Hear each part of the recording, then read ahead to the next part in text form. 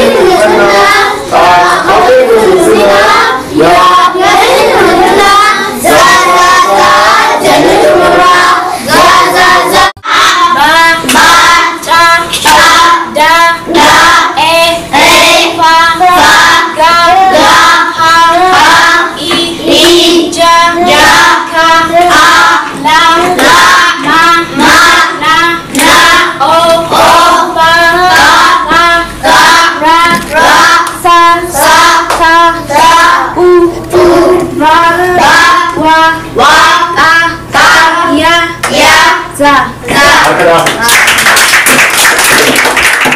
Mana kestilnya aja tadi?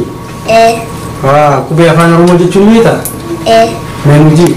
A, ba, ja, da, e, ba, ga, ha, I, ja, ga, la, na.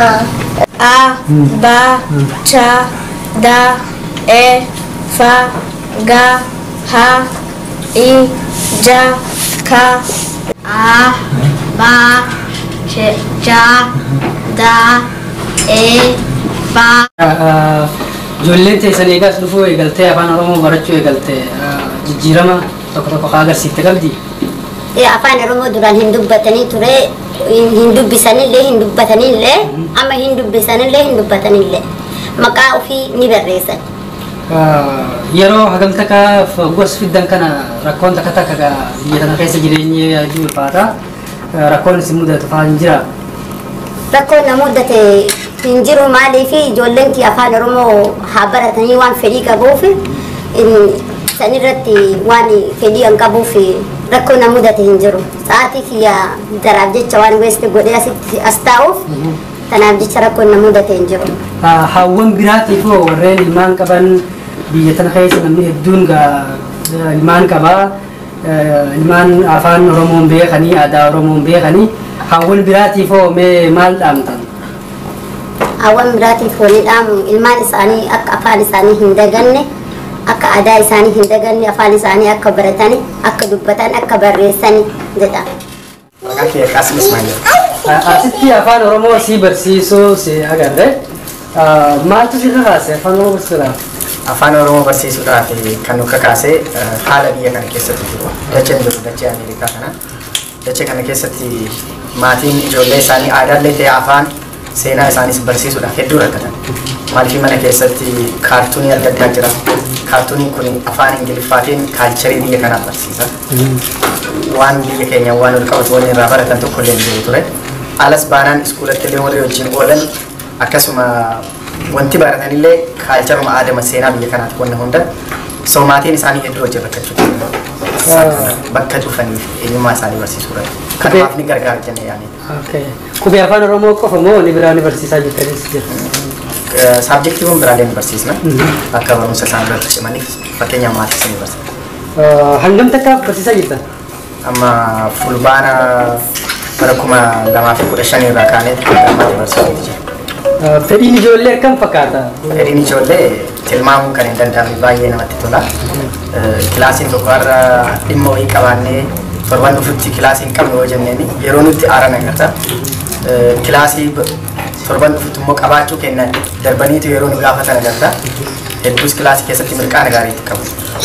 Baay'ee gaarii. Jijjiirama hoo irratti argaa jirta afaan Oromoo dubbatu? Jijjiirama guddaa qubee afaan Oromoo baratan yeroo maqaa isaanii ittiin barreessuu jalqaban yeroo seenaalee afaan Oromoo tokko tokkos irraa akkasuma kilaasii keessa kan barsiisnu baratan gaafii tokko tokko yeroo nu gaafatan agarra.